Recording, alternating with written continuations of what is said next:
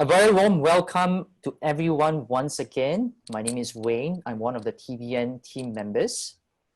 For those of you that may not be as familiar with TBNAsia, we are a non-profit that is focusing on poverty alleviation. We call Fighting Poverty Through Enterprise. We believe in doing so through an ecosystems approach. And when we say ecosystems, we actually have 5 key pillars of how we do poverty alleviation through enterprise. The first one is the Social Enterprise Training Hub. Now, this is the one that I personally lead. It is an investment readiness program where we help high potential social enterprises be more investment ready. And in fact, we have 2 of them pitching today. The Expertise Network is a skills-based volunteering initiative where we say that regardless of what job you do professionally, you can still contribute to social impact. Conference and events, and this is the one that all of us are on right now. This is where we connect all the different stakeholders to create more synergy in creating social impact. The Investors Club. This is for individuals who are interested to venture into impact investment for the first time and want to hear stories or even tips from other people who have been there and done that. The Resilience Program is the one that all our proceeds and of our sponsorship as well as our ticket sales are being channeled to. There are 3 legs to the Resilience Program. The first one is matchmaking. The second one is a targeted grant, or how my colleague Alex calls it, productive charity. And the third one is actually a debt financing vehicle, which we are piloting in Indonesia and Malaysia. Next slide, please.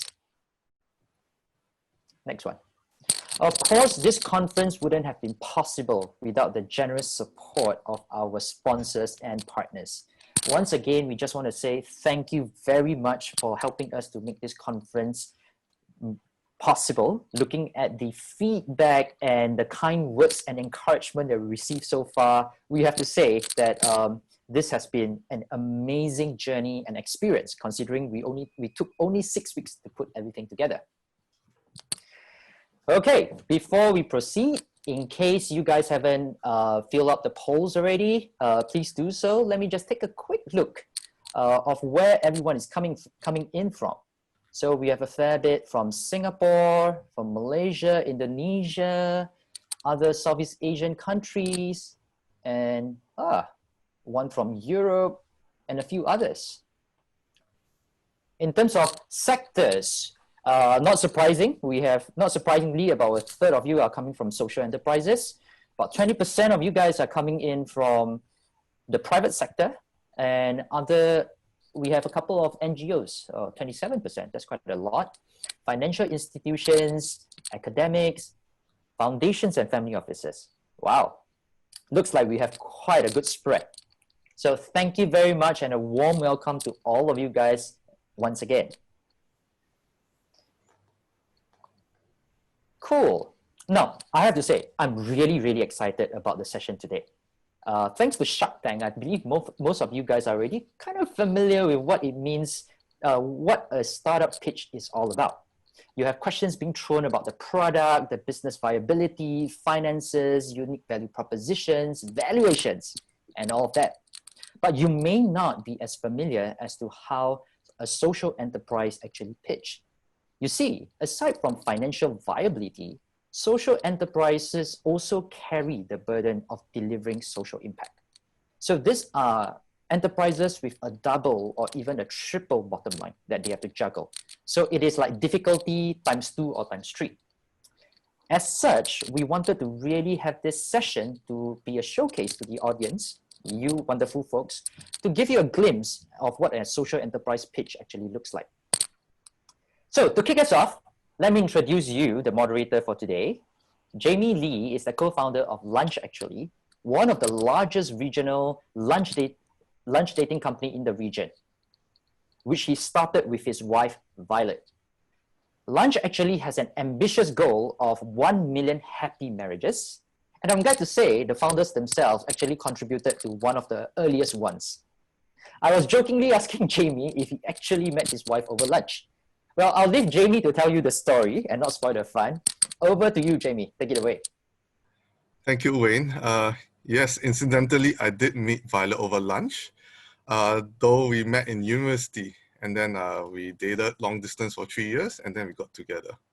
So thank you everyone for joining this session. This is an exciting session where we have 3 esteemed judges and 3 wonderful startups that's helping the world coming together and communicating and exchanging ideas in this pitch session. So without further waiting, let me introduce the judges, this panel of esteemed judges. So we have 3 experienced and wise judges who would like to, who help us in this session to help shed more light and insights into these startups, especially in the Q&A sessions. So I would like to give each one 1 minute to introduce themselves and their companies to you. So I'll introduce maybe the first judge, which is Stan from Impact Capital. Stanley, off to you and your minute.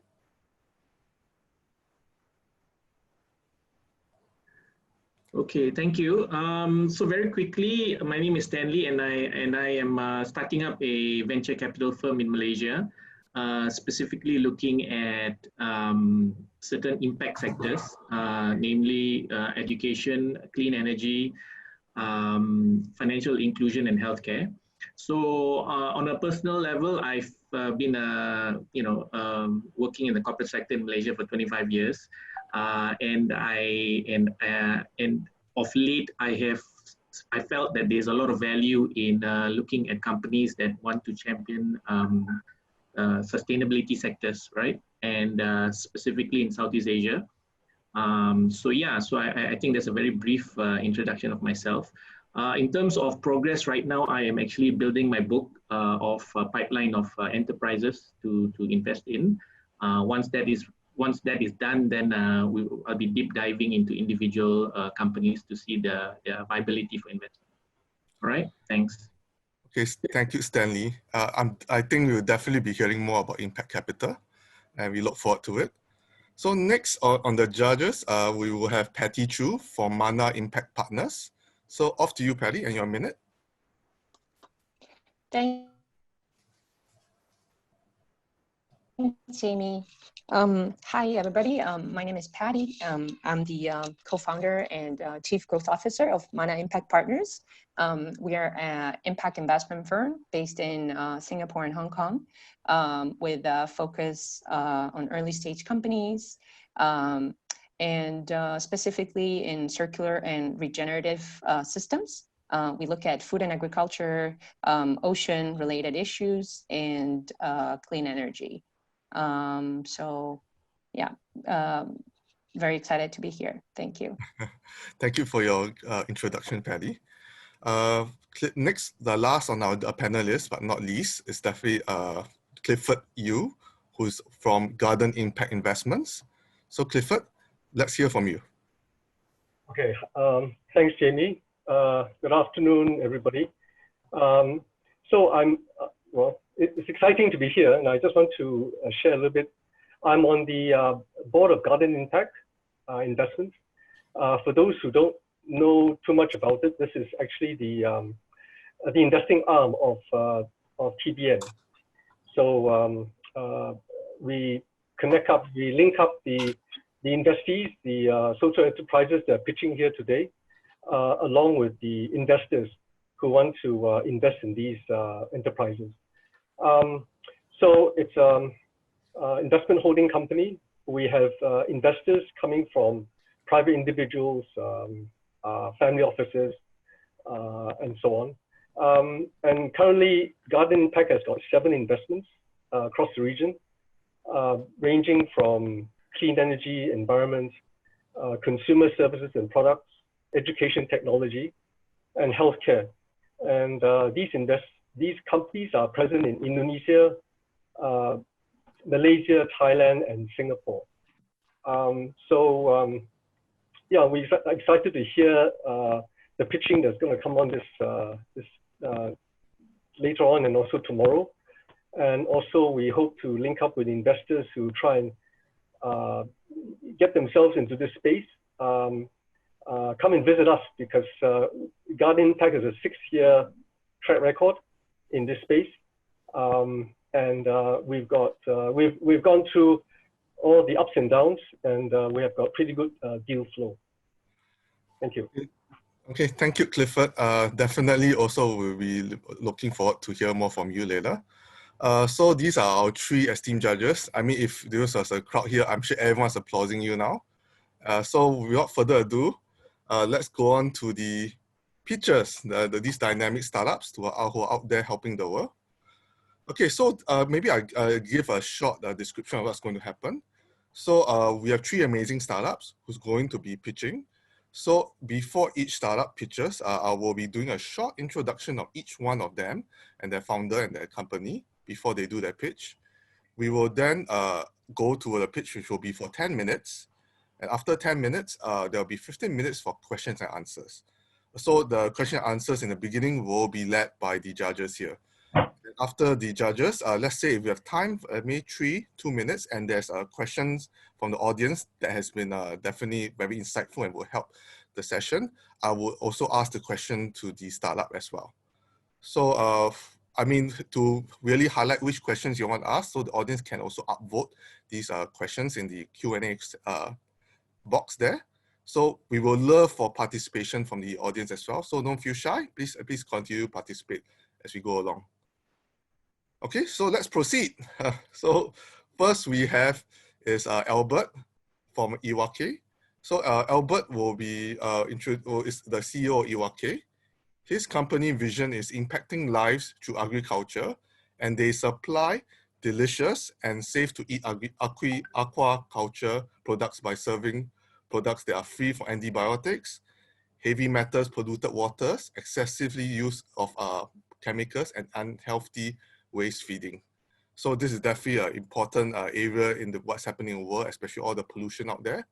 He's also an educator, entrepreneur, and he's currently also pursuing his doctorate degree in human capital management. So let's hear it from Albert. So Albert, let's proceed your 10 minutes. Okay. Can we have the slides as well? Yeah, slide please. Yeah, this is slideshow, please. Albert, could you speak slightly louder? Sorry. Yeah. Yes. Okay. Can you hear me now? Okay, better. Okay. Hello, everybody. My name is Albert. Like Jamie said before, actually, my background is in the PhD in the human capital. Yeah, not in the fishery business. But when I see the problem in Indonesia, actually, when I see the bottom of the pyramid in Indonesia, actually in the fish farmer, yeah, many fish farmers is still living in poverty, you know, and so our vision is very clear. We want to impacting lives through aquaculture, yeah. Even though my background is still a candidate in the human capital, but when I see the fish farming, the fish farmer itself, my heart is moved, you know. And we start Iwake several years ago. Actually, Iwake is our name also, the name of the founders, you know.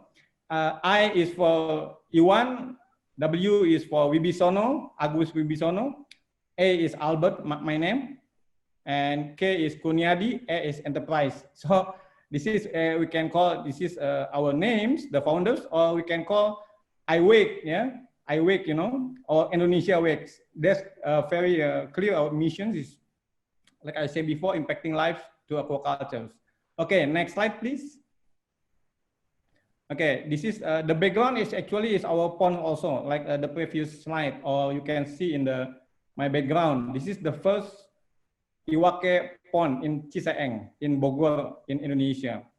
Actually, we start with the problem. What the problem is, if we see the fish farmer, there is many fish farmer is still live in the low educations, you know, not have suitable good educations, but they have minimum low educations, and they using traditional method to do the growing of the fish, and they use fish waste.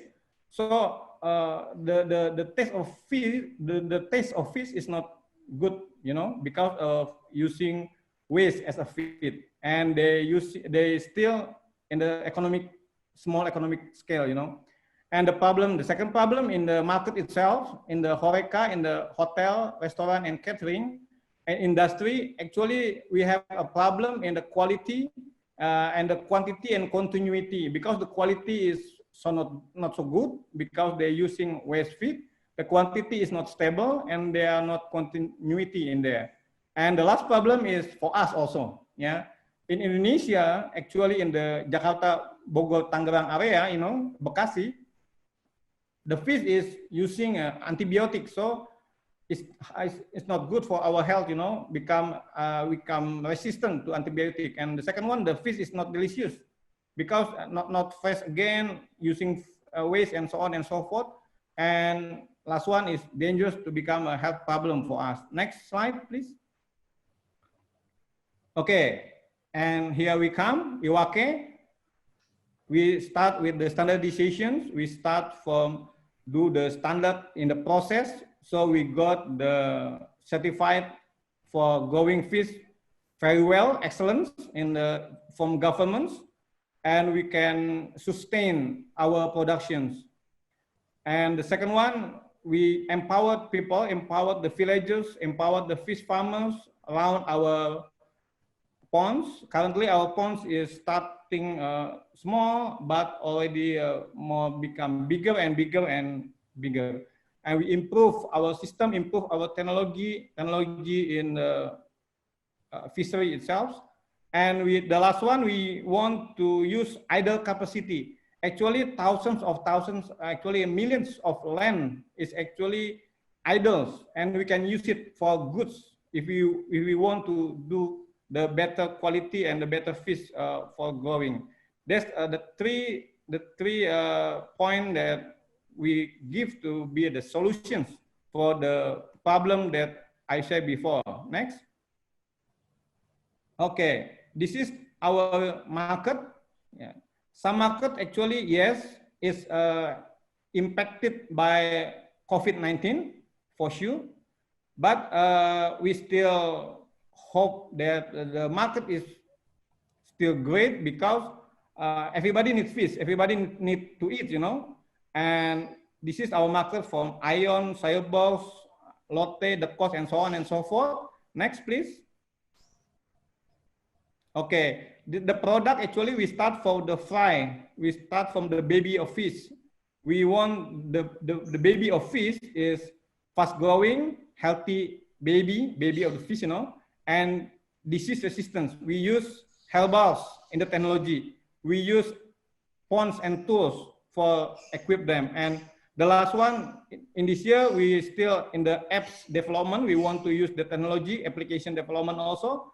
And the core product is the fish itself. We're using not antibiotic, standardized and continuity. And after the Horeca, the retail using our fish, actually some of the retail is 10 times higher in the selling of the fish because the taste is cannot be lie, you know. The taste is different. The taste of the fish, I mean. Next. Okay, we don't compete with the competitors. We collaborate with them. Yeah, our competitor itself, of course, the traditionals. They got the fish from the reservoir, point, and actually the fish is not so good in the quality. Yeah, in the traditional, and the company also, and the startup also. There's the competitor, but we collaborate with them. Next, please.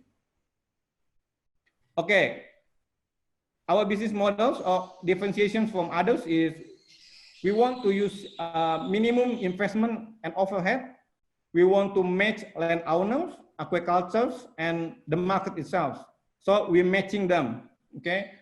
And we use profit sharings, and we have research and development team and platform development for sure. Okay, next slide, please. Okay, this is the teams, yeah. Myself, Albert, and Agus Wibisono is our partner, co-founders also, and we will jump in the Q&A, of course. He has experience in aquaculture business for more than 10 years. And the Kurniadi Atmaja is experienced in marketing, in operation, in finance, and mechanical engineering. And the last one is Agung. Pak Agung is experience is managing fish farmer for more than 10 years. And we have 5 divisions partner acquisition division, operation supply chain division, sales marketing divisions, development technology division, and the last one is human capital and finance. Next, please. Okay, this is our milestones, our tractions. We start from 8 points, 8 points in 2017. After 1 year, almost 1 year, we going up to 23 points. Actually, 1 pond can be consist almost 5 tons. Start in the Ciseeng, 23 ponds, and thank God we meet a lab owner to help us. In the Chinangning side, have 99 running water pond and 400 tank in 2018.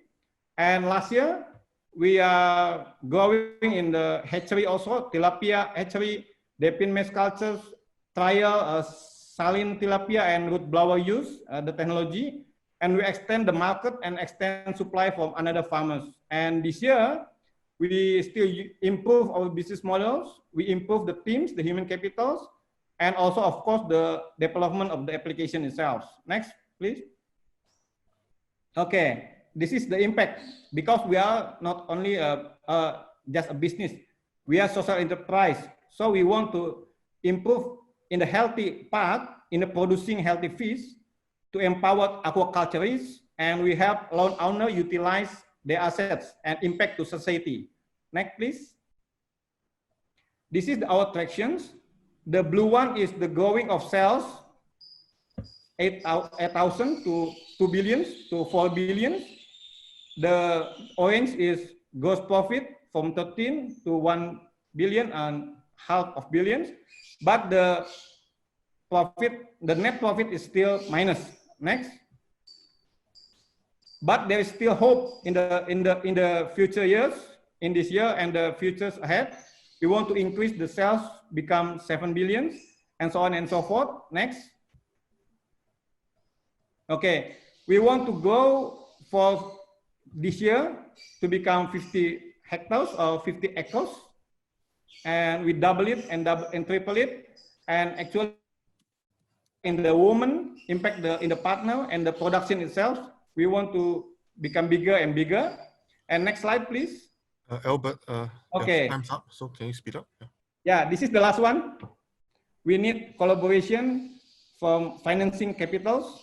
If you have water ponds, breakage, we can do together. And the last one is we can do export market if you experience is export market. That's all. Thank you.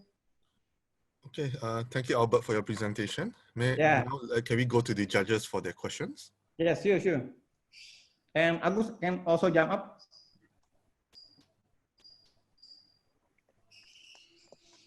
Yeah, Jamie, how do we start? Or you'll call on us, or? Yes, just go ahead and ask your question. Then Albert will respond. Yeah, sure. Thanks, Albert, for the presentation. Maybe just just to clarify a bit.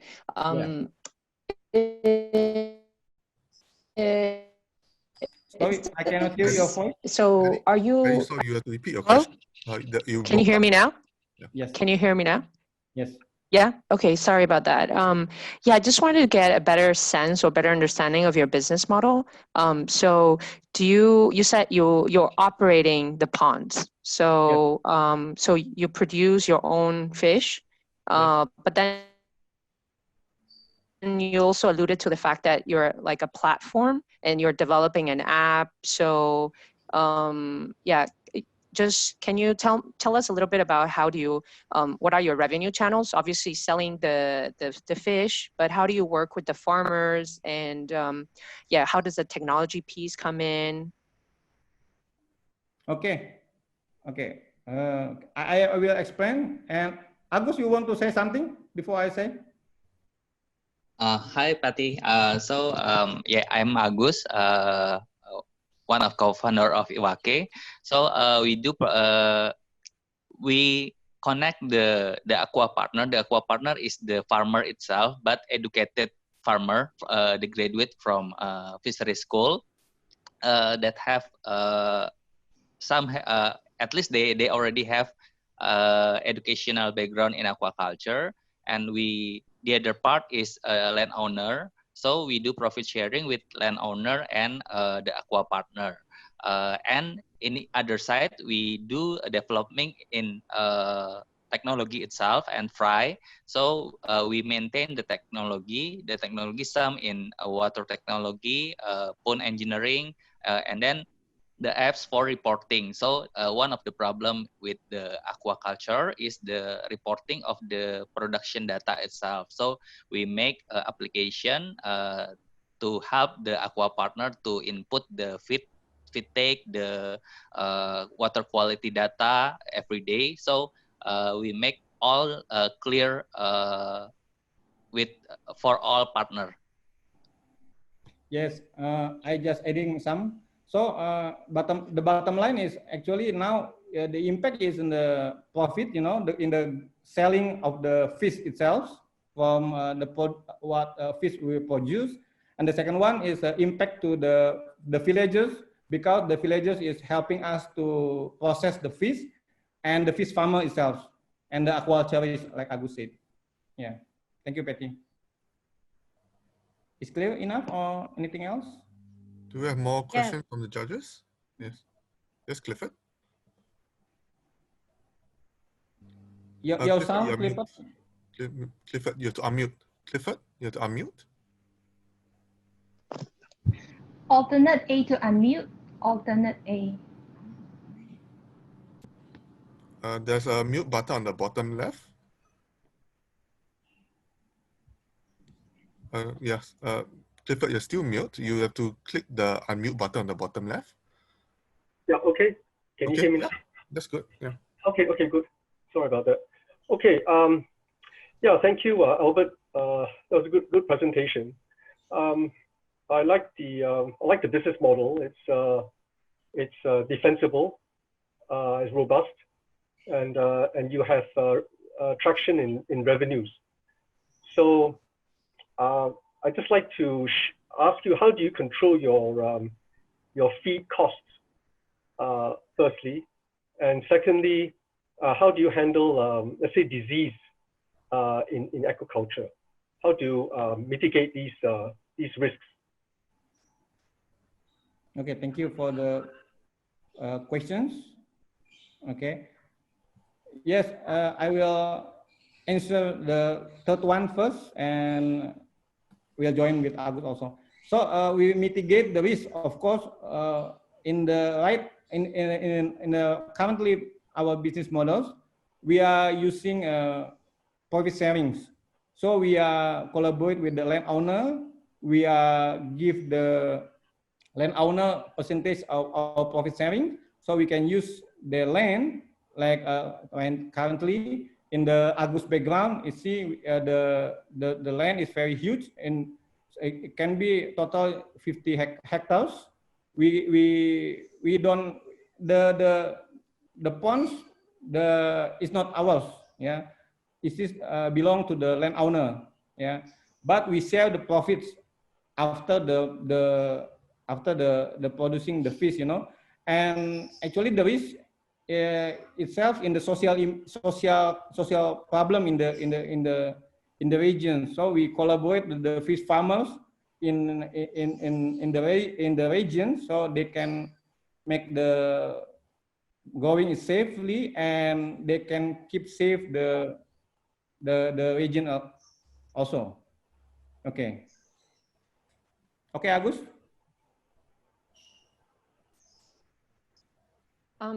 Albert, can I ask you a follow-up question on that? Yeah. What you said you share the profit with the fishermen, right? So what is that ratio of revenue sharing? And have you been able to track sort of the livelihood on income increase that, you know, through your channels they're able to get? Yeah. Actually, they will be increasing their income. Yeah, the scheme is 6-2, you know, 60%, 20%, and 20%. 60% is for us. Why we are 60%? Because the technology is from us. The feed also is from us.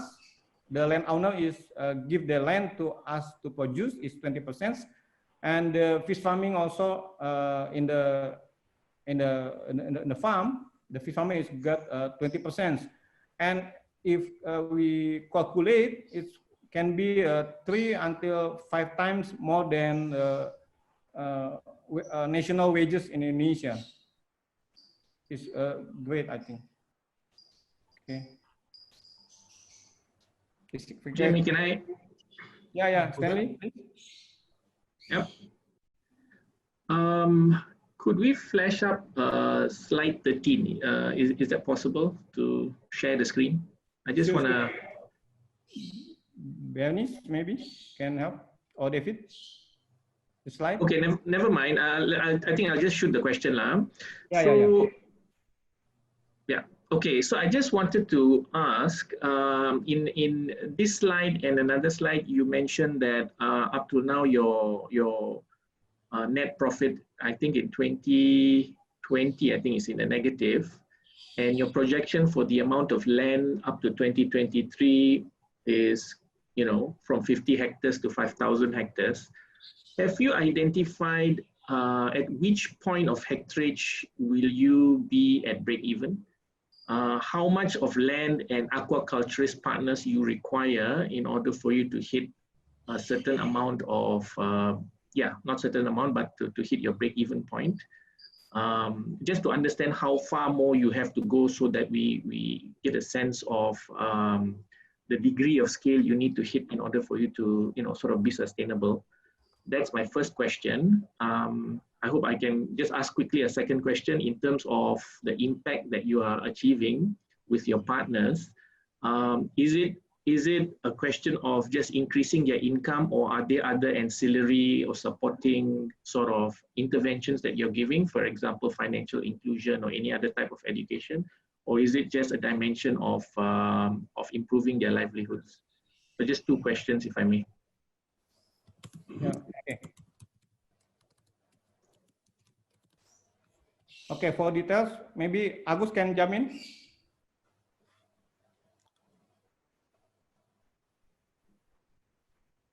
Hello? Okay. Still can see me? Yep. Okay. Agus, you want to answer? You want to answer, Agus? No, okay, let me. So actually, we want to, the second questions, the impact is actually not only the income. If you see the previous slide, we talk the impact is not only for the previous, again, the impact previous, okay, this one, if we see not only the producing healthy fish, the first one is producing healthy fish is for our income also, of course. Much fish, much income. But we have not only in the financial improvement, actually, we help them to improve their skill.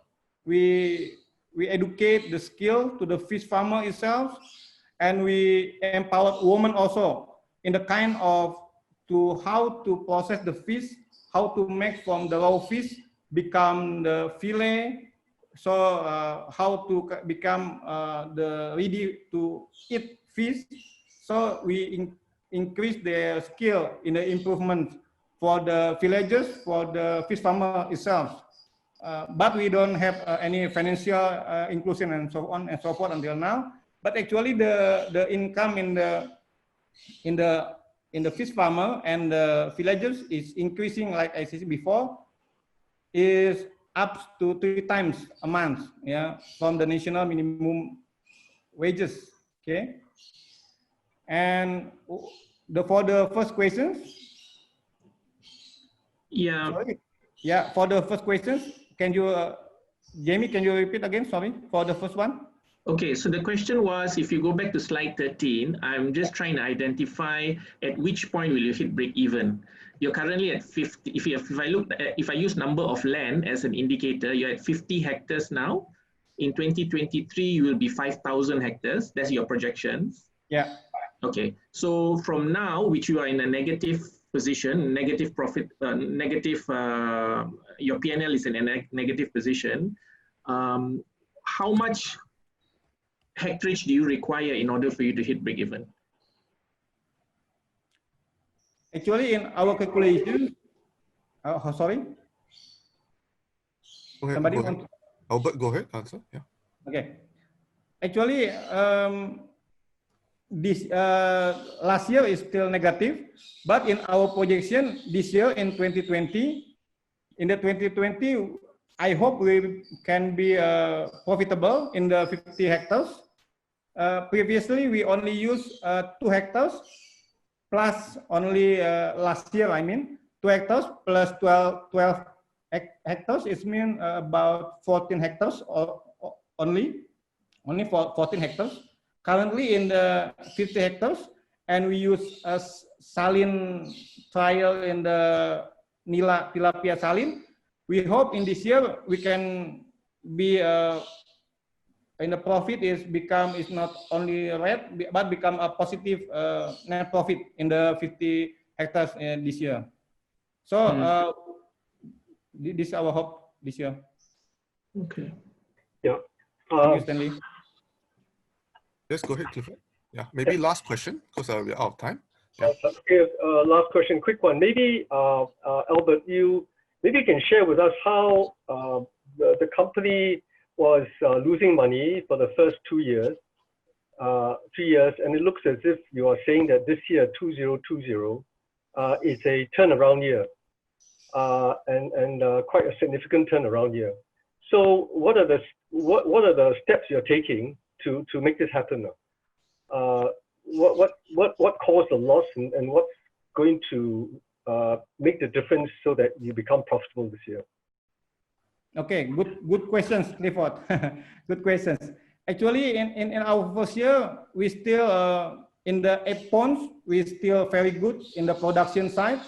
But after we improve 3 times from 8 ponds become 23 ponds, the problems comes, you know, there is a death of the fish, you know, because some of the problem in the production side, but we already improved by our technology in this last year in the 2019. But the problem in the second one, when we improve the market is from 100 millions become 2 billions. The market is growing very fast, and last year is 4 billions.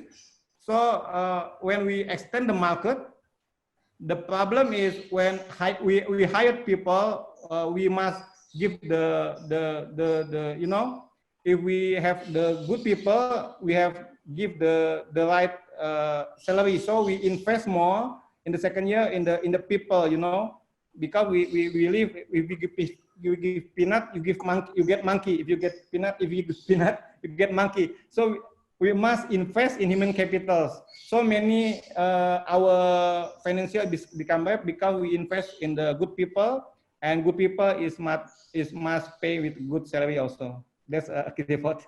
Thank you. And this year we believe the salary is still stable, but the producing is increasing much higher because we're using much land in the saline and the new technology and the new strategy. Thank you, Clifford. Thank you. Okay, thank you, Albert. I'm sorry, I think we're out of time for the Q&A. Actually, Okay. we have 5 questions from the audience. Yeah. So due to the fact that we need to move on, we will take note of these questions, and maybe, Albert, at the end of the session, you could go and address these questions to the people who asked them, okay? So, so let's move on to the next setup. But meanwhile, shall we give Albert a really nice applause? Okay, for his valiant effort in answering the question and giving a presentation for his startup. Thank you so much, and thank you for the good you're doing. Okay, so now let's move on to the next startup, which is Simon Davis from Seedling. So Simon is an entrepreneur who believes in responsible business is the key to creating lasting change and a better world. Simon founded Seedling in just 2018 after witnessing firsthand the destruction of the marine ecosystem and the impact of that to the lives of people who rely on the ocean for their livelihood. Simon's an experienced business person. He has been leading businesses for over 12 years. He's a doctor of chiropractic practice by training. And he also founded a charity that built schools all across Southeast Asia, worked in hospitals for Inotopia, for Oxfam, and spent 6 months sailing around the world. So really a man of many experiences. So without further waiting, let's listen to Simon. Please go ahead. Hi there, my name is Simon Davis. Thank you very much. And I'd like to introduce my company Seedling. We're a seaweed biotechnology company. So before we start, I just want to share a couple of statistics with you all. 80% of the world's fish stocks are currently fully exploited or overexploited. There's a crisis happening in the world's oceans right now. At the same time, 90% of the world's fishermen live in developing countries. And that means right now there's hundreds of millions of people whose livelihoods and the food that they provide for their family in dire peril. At the same time, we need to increase the world food production by 70% by 2050. And we've got no idea how to do it. Now, here's the thing. The ocean covers 72% of the Earth's surface, and we don't use it for anything except fishing and dumping. This is a real opportunity.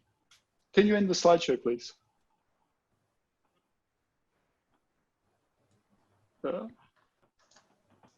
Okay. Sorry, Zoom Tech, could you end the slideshow, please? Thank you. And just, yeah. So I often get asked, how the hell did I get involved in seaweed? My previous career as a chiropractor, I did really well in all the businesses I was involved in, but my passion was always the ocean. So I finally decided, you know what, I'm going to take a break. I'm going to follow my dream. I bought a sailboat, taught myself how to sail, and sailed around the world. It was incredible. It was a real privilege, and it ended up lasting 6 years. During this time, I spent a lot of time with poor communities in remote islands in poor countries. And what I saw really, really troubled me.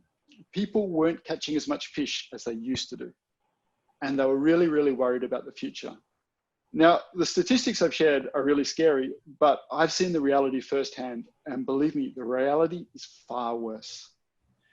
So I set off on a quest to find, okay, what can we create an industry in the ocean that's sustainable to give a future to hundreds of millions of people, and at the same time rebuild the ocean, which they rely on for their livelihood.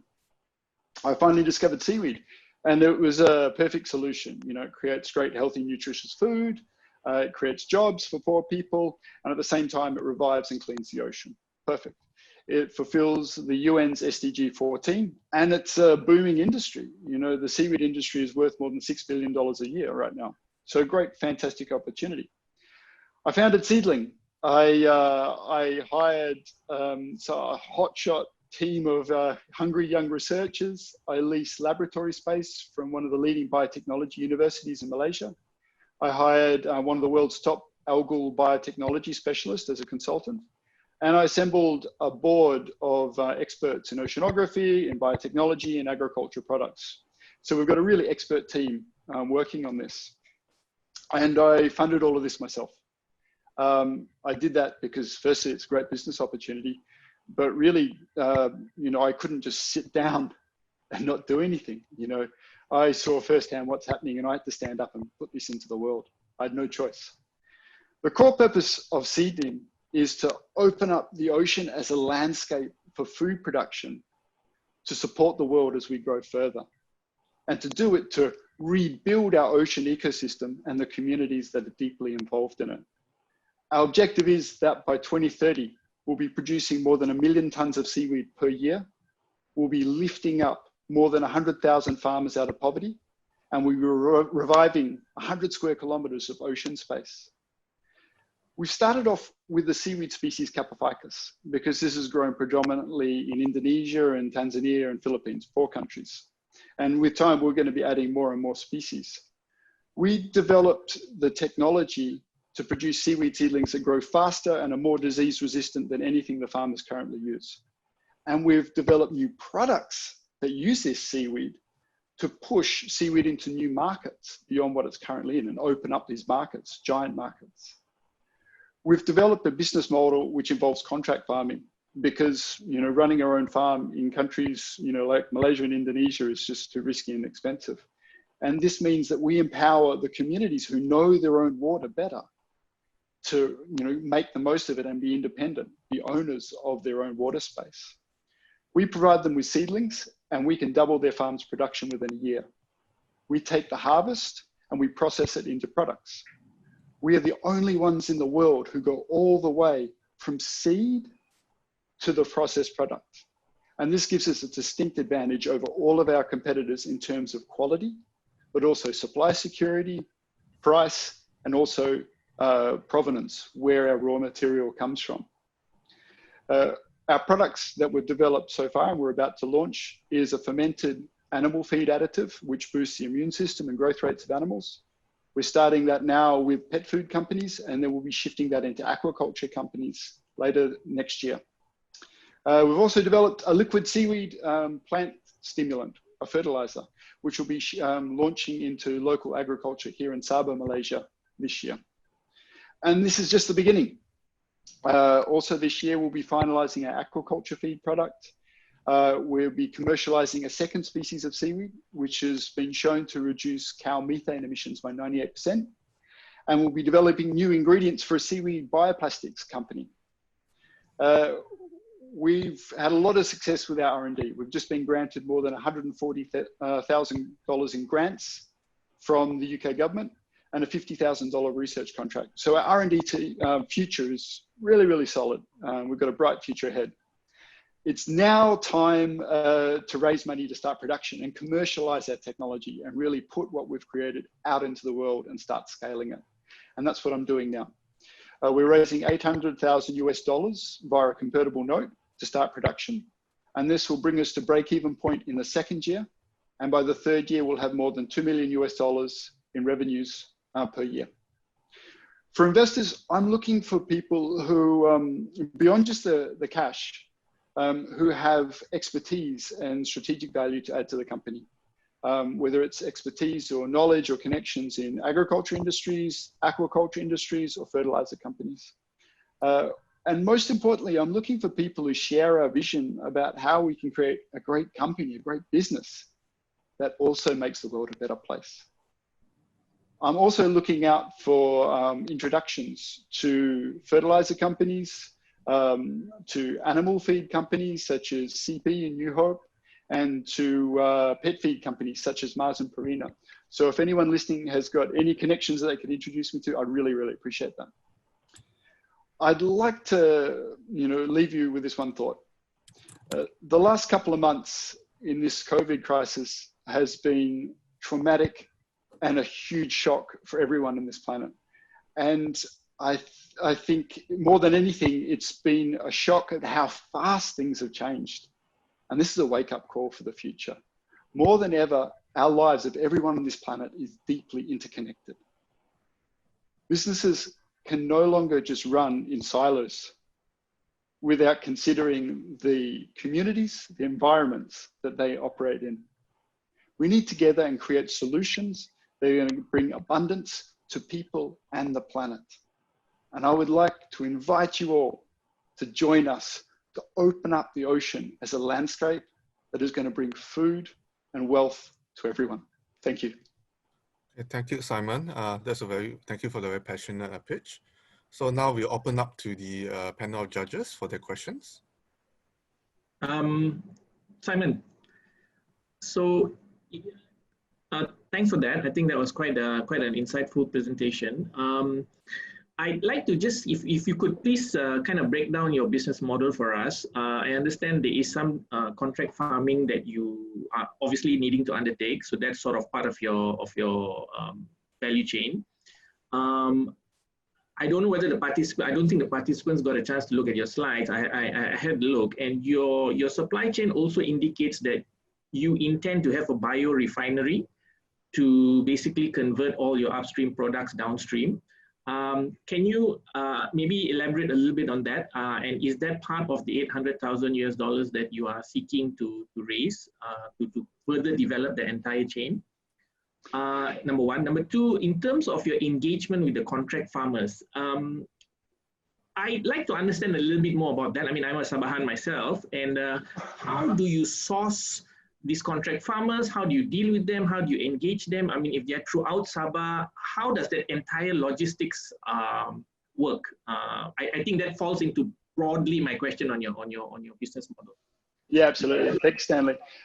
So, by the way, to everyone listening, if you'd like our investor deck, please message me privately, and I can email it to everyone with more details on the specifics of the business model. So yes, in terms of biorefinery, that's a processing plant, and yes, that is included in the 800K that we're raising. At the moment, it's a very simple process because we've only got 2 products. And I call it a biorefinery because the long-term vision starting next year will start to pull out 2 or 3 products out of the same raw material. So just like how you do with oil processing, you get crude oil and you pull out multiple products. That's what we're doing with seaweed. In terms of the communities, look, there's a lot of seaweed farmers here in Sabah. It's about developing relationships with them. In our pilot project, we've already got 20 farmers that the Department of Fisheries has earmarked to, they previously were farming seaweed. They stopped because they didn't have a buyer, and we're going to step in as the supplier of seed and the buyer. So they've already been earmarked by Department of Fisheries, and we'll be working in collaboration with them. And then as we're scaling, we've already got communities that we've been, visiting, regularly for 1.5 years now. So we've already started to develop those connections. But as it evolves, as we, expand and get larger, it's going to be an app-based platform that will be communicating and trading with the seaweed farmers. And we've already got a prototype that we just developed during this lockdown, and we'll be trialing that in the next 6 months. And then next year that will be farmer facing, so the farmers will be able to trade with us with seedlings and seaweed through an app-based platform.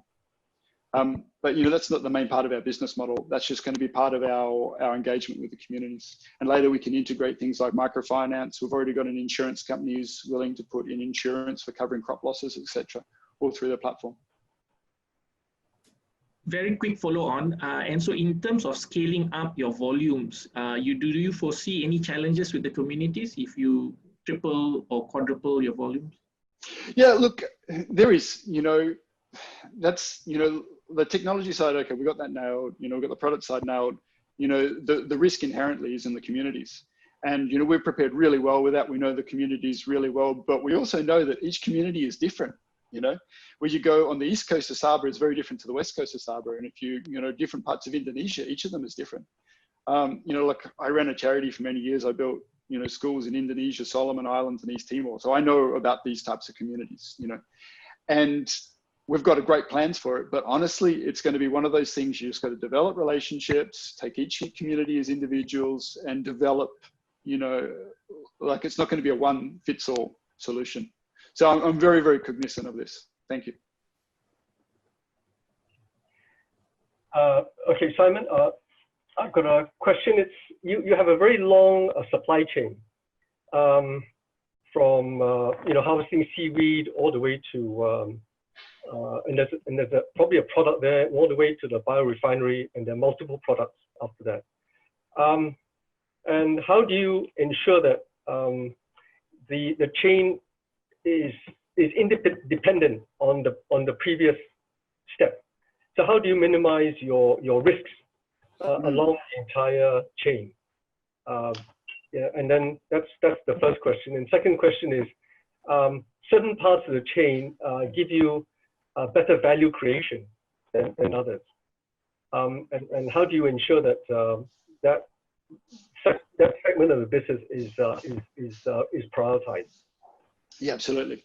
Okay, very good points. So in terms of our supply chain, really it's just about having a hatchery that's within an hour's drive of the farmers and having a processing plant within an hour's drive of the farmers. We supply the seedlings. We might give them technical support, but they do all the labor in terms of planting it and harvesting and caring for it. So we don't do any farming at all. And this is the same thing they do with, say, like pineapple production. They supply pineapple seedlings, and then they got a pineapple processing plant. So we've just copied their business model there. In terms of risk mitigation, the point is by having this close to the farmers as possible, then we can de-risk in things like water quality differences and damage due to transport. In terms of the most profitable part of the business, it's definitely in the end products, in the downstream products. We'll attach a nominal value to the seed, but we're not going to be making a lot of money out of the seed. It's really just there because, I know if you give farmers something for nothing, then they treat it like it's worthless. It's just about just putting a little bit of value so that they respect it. But, all of the values in the products at the end. And that's our big focus. But at the same time, if we just buy raw seaweed and turn it into products without doing the hatchery side, without doing the seaweed side, we're just another seaweed company.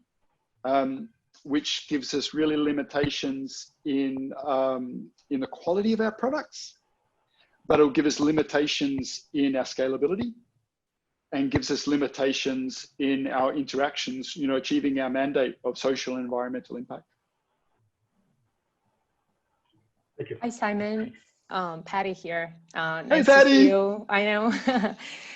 Can I ask you a little bit more on the market size, on the market side of things? So I guess a little bit on the following up on what Stanley was saying, what is with the 800,000, what would be the capacity, right? The biorefinery capacity that will lead you to?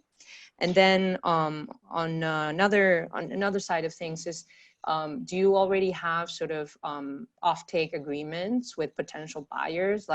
Has your product already been, either you said the animal feed or the liquid stimulant, has it already been tested and really, validated in terms of quality or effectiveness of the product? And I guess final question is around the pricing, because, we're talking about, yes, it's definitely, your biostimulant is probably much better for the environment, but ultimately at the farm level, it's about, the cost, right? So how competitive is that to what is out there in the market available, right? Yeah, cool. Thanks, Patty. If I forget some of your points, just jump in at the end and sorry remind me. for Yeah, no worries. That's cool. In terms of size, production size, by the third year, we'll be at 110 wet tons per month in production size. And then what was the rest? About the testing out the products. Okay, so the products we've made, we've used research which has been published from multiple sources showing the benefits of liquid plant stimulants from seaweed using the same species that we've used.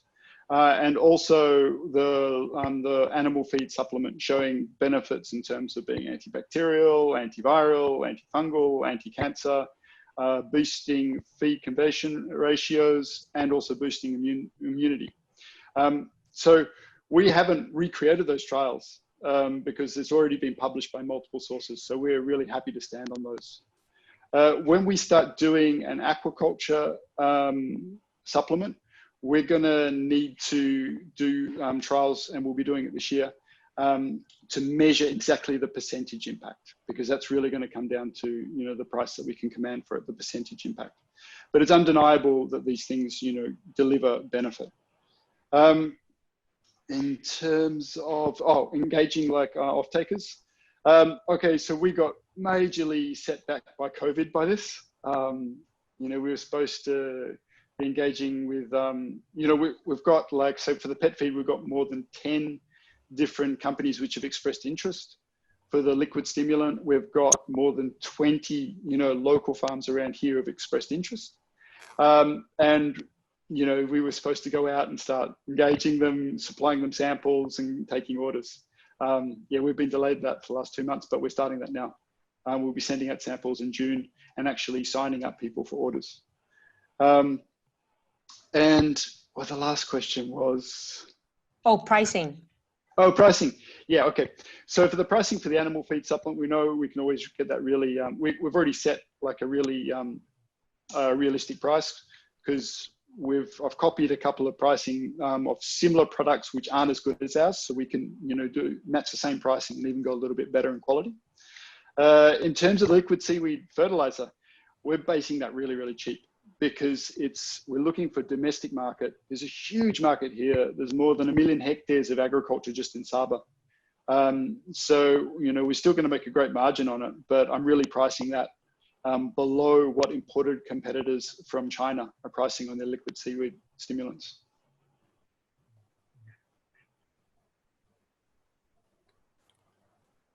Okay. Thanks, Simon.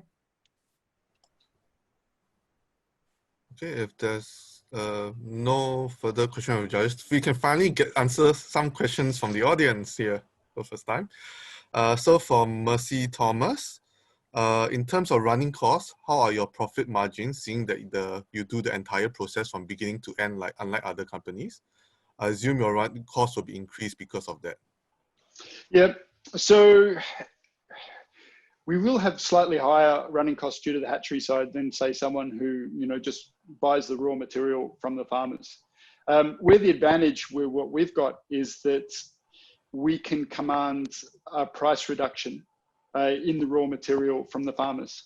We're not going to demand that straight away, so we're not going to capture that advantage initially because these guys are already on the poverty line. For the first year or two, we're just going to keep developing that relationship with farmers, developing it. And as they can see that, okay, they're doubling their harvest and doubling their productions, we're going to slowly push for a price advantage, which will give us a distinct advantage over our competitors. So that's one aspect. The other aspect with our feed supplement, we're the only people doing a fermented feed supplement from Kappa-ficus seaweed. So that gives us an advantage there as well. Okay.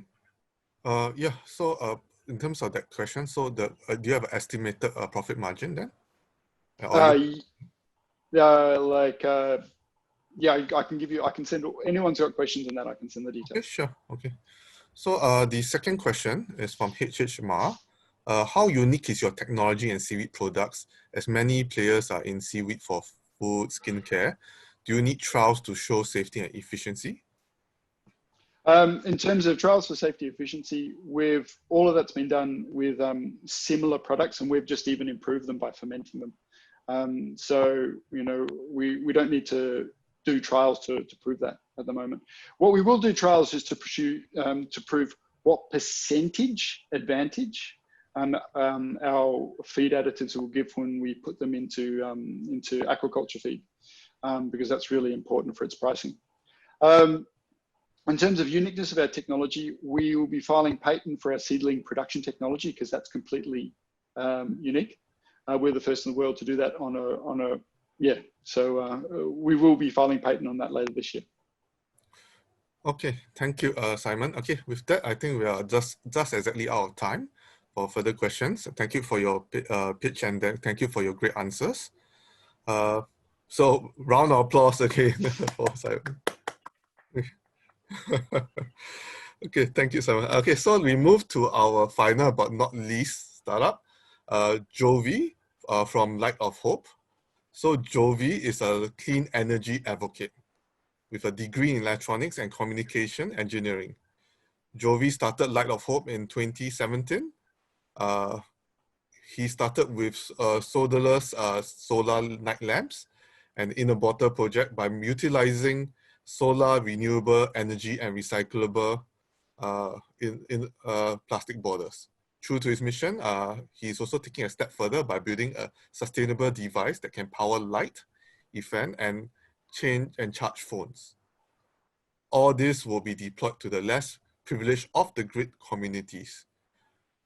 Okay, so Jovi has personal experience living in the dark because he was born not in a family of privilege, but in fact a poor family.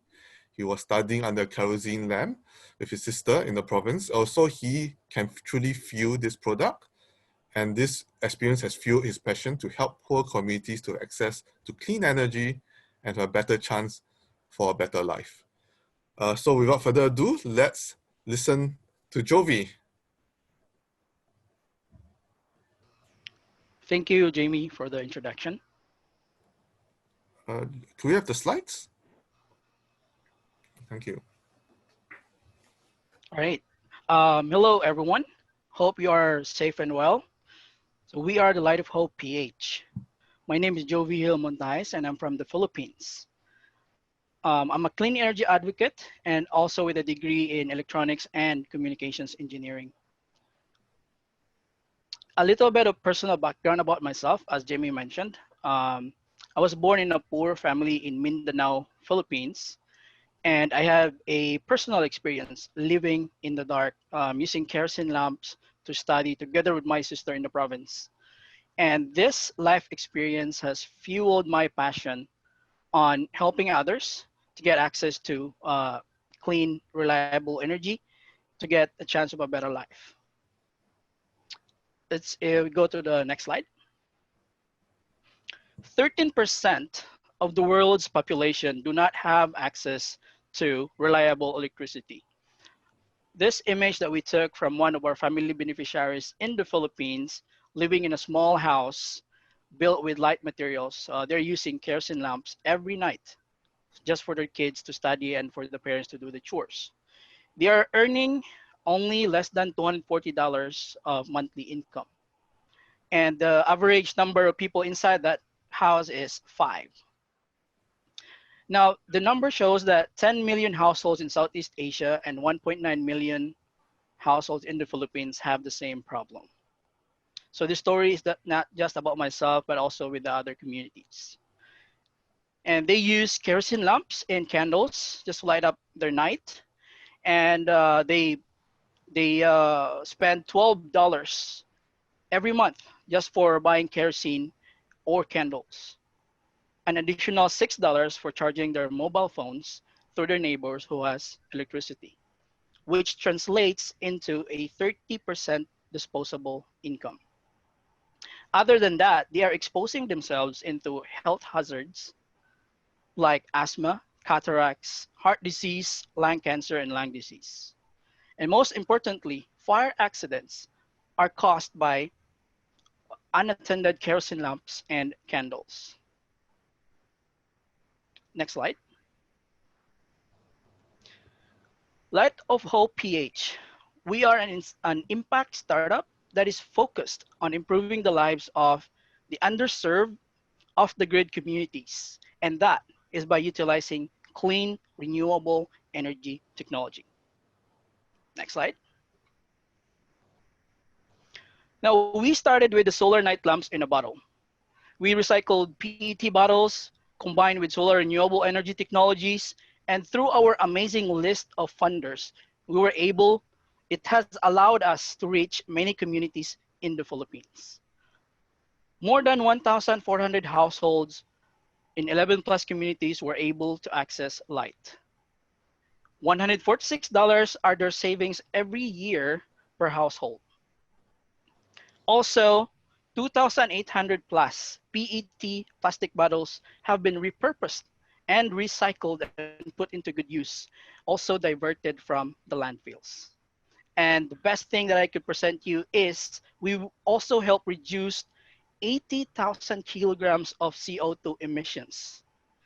That is by considering if you burn 1 liter of kerosene, it would produce 2.5 kilograms of CO2 emissions. Next slide. This is our vision from light to energy. Let me introduce you to Cloud Grid. It is a solar powered energy storage box that has 3 value propositions. First is to power LED lights inside the house. Second is to charge cell phone. And then mobile notifications for critical alerts. As you know, Philippines is visited by typhoons in an average of 20 per year. Third one, this is very important, especially at this situation, access to Wi-Fi connectivity. As we don't have any vaccine yet for the COVID-19, schools, educations, and learnings are moving online. Now, this segment of the community does not have electricity, let alone Wi-Fi connectivity. So that's why this is very important. The box also has IoT devices installed. It will capture energy consumption, the Wi-Fi usage, the location data, and other sensors can be integrated such as temperature, humidity, and others. Next slide. This is the actual prototype that we built. At the back of the image is the 30-watt solar panel. Inside the box, you have there the IoT monitoring system, the Wi-Fi connectivity, also, more importantly, the energy storage. And we are using lithium iron phosphate battery that has a charge cycle of 2,000 charge cycles. And it is being protected by a battery management system coupled with an active balancer to make sure that the life of this battery would last longer. And then you have here the output ports for your LED lights and charging of the cell phones. Next slide. Now, our business model is driven by recurring revenue streams. The first one is the subscription-based revenue model. Users pay only $12 per month, or that is equivalent to 20 Philippine peso to use the cloud grid. Second is this is going to happen on year 2 and up. We ought to monetize the IoT data. IoT data provides critical consumer insights into previously untapped locations, particularly useful for government, telephone companies, and utility companies. The third one is the advertising revenue for push notifications. It has an ability to reach new user segments that were previously too costly to serve and particularly interesting for financial inclusions. Next slide. Now, the year 1 priorities are testing and refining Cloud Grid, ramping up user acquisitions after. And the initial Cloud Grid product will break even in 17 months. The total cost of the box is $204. Even without the revenue stream coming from the IoT data and the advertising revenue, we can still break even in 17 months. Next slide. This is our 5-year projection. On the first year, we aim to deploy 500 units. Year 2 is 3,000. Year 3 is 6,000. Year 4, 12,000. And year 5 is 24,000. If we factor in a 10% drop off, we have a total of 40,021 units. And the profitability starts with on year 3, because we are impact first, profitability later to be more sustainable. And the growth is 4 times. Next slide. Our go-to-market is to activate existing 1,400 beneficiaries, have a strategic partnership with telephone companies, partner with local and international NGOs and schools for upskilling. Next slide. We are looking for a strategic partnership to drive MVP and product market fit in the next 6 months. Now, what we seek today is partnerships with telephone companies, local and international NGOs. We have started to fundraise through grants, and our target is $100,000 US. That is to launch and refine 250 units over the next 3 months. Expect to be reaching out to investors in our seed round after 6 months. Next slide. So I have already introduced myself in the beginning. Let me introduce you to my co-founder, Simin Liu. She is the head of market intelligence at Future Labs Ventures and has an extensive network across large corporates and tech in Southeast Asia. Formerly with BCG, she was the founding team of the BCG FinTech Control Tower and was head of research and delivery in Asia Pacific. We met at the Youth Sustainable Impact Incubation Program, and our synergy together has been awesome, even though we're coming from different backgrounds. And what's keeping us together is the trust and the vision of helping the less privileged communities. Next slide.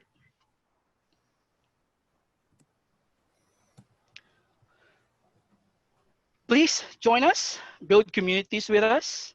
Once again, we are the Light of Hope PH. Thank you. Thank you, Jovi, for that very interesting presentation. Definitely, I think there will be a lot of questions. So can we open up to the judges? So Stanley, I think Yep. Okay, hi Jovi. I think that was a really good presentation. Well done. I have three sort of questions I'd like to ask you. Firstly, on the product, if you mind just maybe a little bit elaborating a little bit about how durable is the product. I understand these are sort of when you deploy these products into communities, how lasting are they? Do they require a lot of maintenance? Is there a lot of effort in installing the product? Number one. Number two, in terms of scale, right? I mean, your business model to me strikes me as one whereby it needs to scale to become sustainable, right? It's high volume and low margin. And whether it is about selling your IoT data or advertising, you need the scale, right? Do you have a strategy, or have you all thought through, in Philippines alone, what is the strategy to deploy? Do you want to use third parties? Do you want to do it yourself? And what is the effort in terms of, is there any effort in terms of maintenance, especially if you are, you're talking about 1,400 households today, but assuming you manage to hit 1 million households, let's say, how do you get to that number and how do you maintain that number? So that's my second question. My third question, sorry to have so many questions, but my third question would be, when you are having deployed already your solutions, do you have any aspiration? So because these are bottom of the pyramid communities, right? Do you have any aspiration to become the sort of channel for other non-profits or social enterprises to enter those communities? Because I know light is an issue, but I'm sure education, nutrition, healthcare, and all of the other things are also equally in need in those communities. So do you have any intention to also kind of what you call collaborate maybe with other social enterprises or non-profits? So three questions. All right. Let me see if I remember everything. Yeah. So the first one is with regards to collaboration. Yes, it's a big yes, because we are not here just for business. The main goal here is to help these families. So that's a big yes. The first question about the product itself. So the more details on the product, the first prototype that we built, it is 128 watt hour capacity of the battery. And it could fully charge in 5 hours daytime. And so we're using LED lights for the lighting, which would also last longer and more efficient. And also, as I mentioned earlier, we put in protection system for the battery, because the battery plays a big role on our project. So to make it last longer, we put in a battery management system and also active cell balancers for the batteries. The batteries itself alone without the protection system already has 2,000 charge cycles. Now, if you hit that every day, the charge cycles, you will have 365, you will have 5 years before you like kill the battery. But with the protection system, it would last longer. All right. Also, it's not just the a box in there. So monitoring system, it is feeding to our cloud server. So we have a dashboard where we can see each box, how much is it consuming. And also if somehow it is being moved to some other place, it would also notify us. For example, somebody's like bringing it to somewhere else. So we would know where, because it has a GPS location on the box. What was the other one? Scalability. Yeah. So yes, so as the beginning, we wanted to activate the current beneficiaries that we have, because their inputs was the main reason why we're building this. So we gave them lights and they were very happy. They were so grateful about the lamps, the bottles. And then they shared that they also spend a lot on charging their cell phones. And what if their phones are dead? They can't be contacted in terms of calamities and all of that. So their inputs was the reason why we build the cloud grid. And this is just the first version. We can do bigger in the future if demands would see it. We can do a bigger version, and even those communities that has already electricity, but unreliable, like there's always power interruptions every time.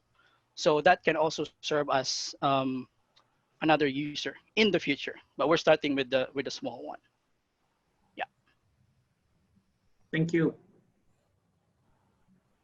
Thank you, Jovi. I just want to thank you for a great presentation. I think the social impact is so clear and so sharp. Thank you for thinking about this the solution. I think I think your product, your system goes actually beyond Philippines.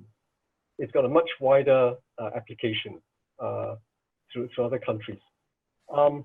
There's one question I want to ask you is how do you manage the payment side on this?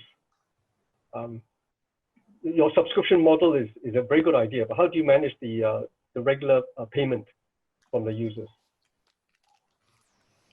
So for the payment side, what we're thinking is if we get a partner telephone company, so you have the cards from the telephone companies, so it will just go first to the telco and then we'll just split it. So that's the first option that we have. Second option, probably in the next, once everything has been settled and everything has been working correctly.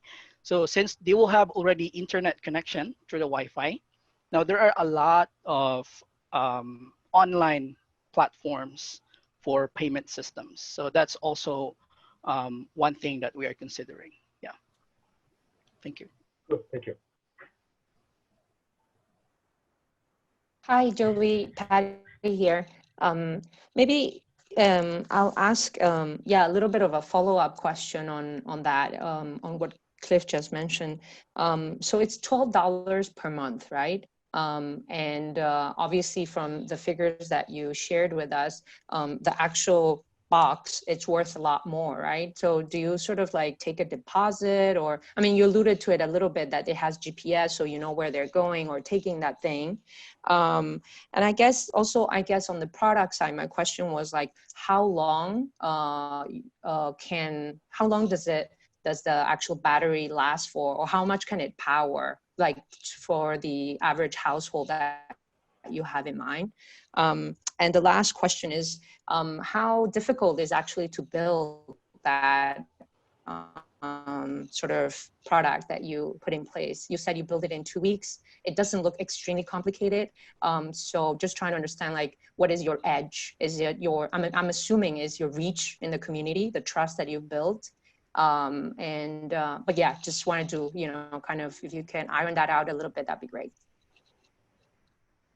Thank you, Patty. So about the box, for me, it's building it is a bit not that complicated, in a sense that I've been creating solar generator sets that are customized. Friends ask me to build them in their areas where there's no electricity. So I've been already building that on a sideline.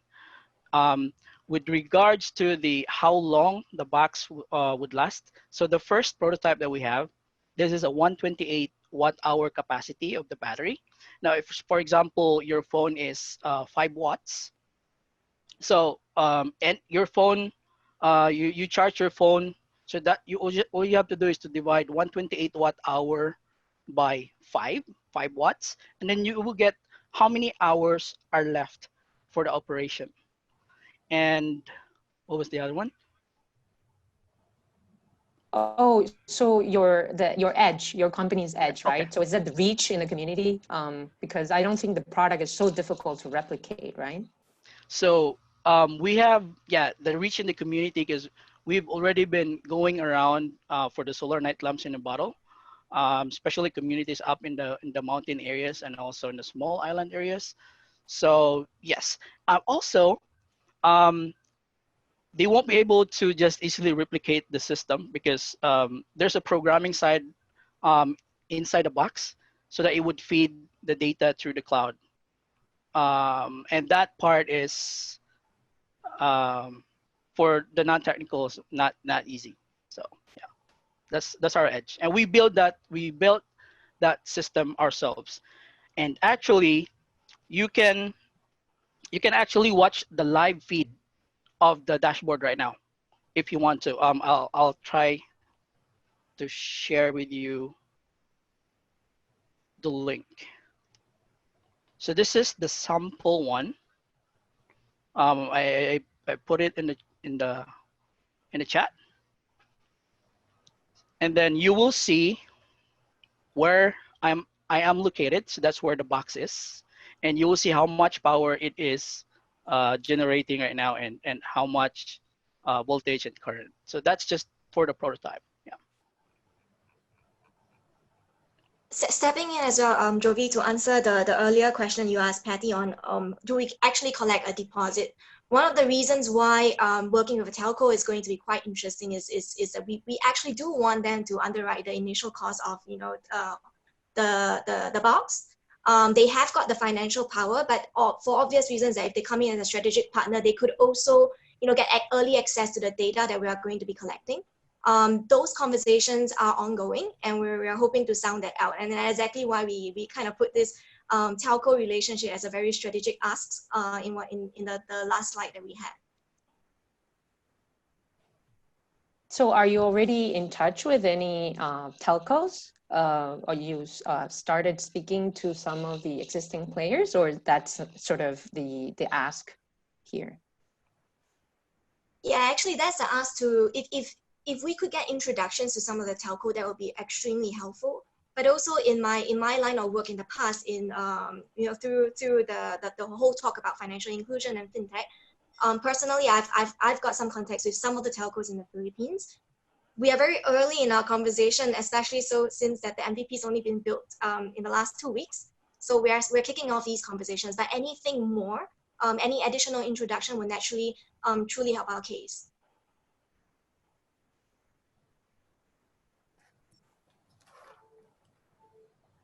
Okay. And so, well, sorry, so you're just to make sure I understand. So you're no longer going to be producing the existing lamps, or that's the product line that you're moving away from, and you're now this new product or new MVP is what you're going to be pushing out. The solar night lamps in a bottle, it will still continue. Actually, if when we get enough profit, since we won't be able to service a lot of families in the first few years, so when we get profit, then we can set aside part of those budget and create those lamps and provide it to those communities that we haven't reached yet, and then that would build us communication and to each other for them to be the next users of the cloud grid. And then we move the solar lamps again.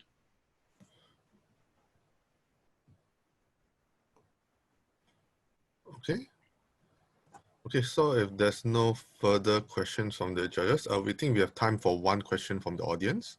So there are total 8 questions. I mean, I just have to choose one. So maybe something that's encouraging also. Kai from Kai, great work, Jovi. Well done. What is the solution during periods when sunlight is not available? Example, typhoon or raining seasons. So as of the moment, we are using the solar panels as of now, but there are other renewable energy sources that we can use, like the wind turbines, and this will be specific to areas where, for example, the wind is so strong, so we can use the wind turbines. So yes, and we are also looking into other renewable energy sources. Thank you. Okay, thank you. Okay, so with this, I think time is more or less up. You do have 7 other questions, so I encourage you and your team to just answer the questions as well after this session. So thank you so much, Jovi, for your presentation, your answers. I'm sure we all enjoyed it, and well done. Okay, really well, good work here. Thank you. Okay, applause. Okay. Thank you so much, Jamie. I appreciate it. And thank you to all our expert panel for your feedback. And thank you, Jamie, for leading us through this session.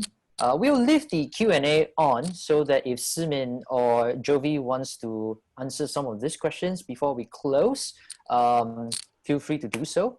Just a couple of closing announcements if we can. Can we flash the slides for the closing, if that's okay? All right, next steps. First and foremost, this is one example of the pitch session that we want to get social enterprises to be more ready on. So you might have heard that we actually have this program called SEF, which is a social enterprise training hub, where we help really high potential social enterprises be more investment ready, right? So because of that, we are actually just wrapping up our first cohort. We are actually going through we are about to start our second cohort, and then COVID, and then of course we are in this entire COVID situation, which means that how we do cohort 2 could be very radically different from how we did cohort 1. As a result of that, we say, you know what, we don't have all the answers. We are not even going to pretend we have all the answers. So we say, why not? We have a bit of a honest discussion whereby we share with you what we are doing so far, and we're also happy to have a little bit of feedback from you guys to say that if you are part of our SEF cohort 2, how do you want this program to look like? So we have a follow-up session happening next Tuesday, 5 to 6 p.m. This is Singapore time. We always have to be very careful when we are in an international setting like this. So if we can just, you will see a poll coming up shortly. The poll, please. And of course, the poll is just to collect a bit of a feedback on how have you found the session so far. And if you scroll all the way to the end of the question, you will see, we will also ask you if you'd like to find out more about SEF, or would you like to join us for the follow-up session. So we'll leave the poll up and running while we continue, but appreciate your feedback. We'll appreciate if you can let us know how you found the session so far, and would love if you are able to join us. Next slide, please. Okay, we are almost on to our last segment today. Our last session is happening at 5 p.m. This is actually an amazing session to wrap things up, because we are talking about success in second chances, or another way to interpret it is never quite the end, right? You hear about stories of these social enterprises doing interesting business models in places that no one will ever be going into, in prisons, providing new hope to some of the inmates. I'm not going to spoil the fun, so please join us for this session, our closing session. Next slide. And yes, we are coming almost to the end of the conference, but help us to spread the word. There's still one session left. Tag us on social media, make sure we have the right hashtags, and thank you so much. And by spreading the word, you are also creating a bit of interest for our conference next year, which I'm not going to spoil the fun so much. Moving on. Next slide, please. We would love to have you connect with us. This is, we have, as we mentioned, we have 5 pillars, and these are the people who are leading the respective pillars. So please get in contact with us. We will be sharing our contact details on the chat window. You'll see our contact details popping up shortly. So if you have any questions, you have any, you'd like to clarify with us on certain things, please feel free to reach out to us. Last but not least, as I shared already, if you have not, please do download the TBNAsia app and interact with all the social enterprises on the app, because we have Social Enterprise Saturday happening tomorrow. We are running a session from 9 a.m. all the way to 3 p.m. where you actually get to speak to these social enterprises. You can ask them questions. They'll be also presenting what they do. So you definitely don't want to miss this. With that, I would like to thank you guys once again for joining us, and we would like to thank our amazing panel and our amazing judges and all the presenters. Thank you very much, and we will see you at 5 p.m.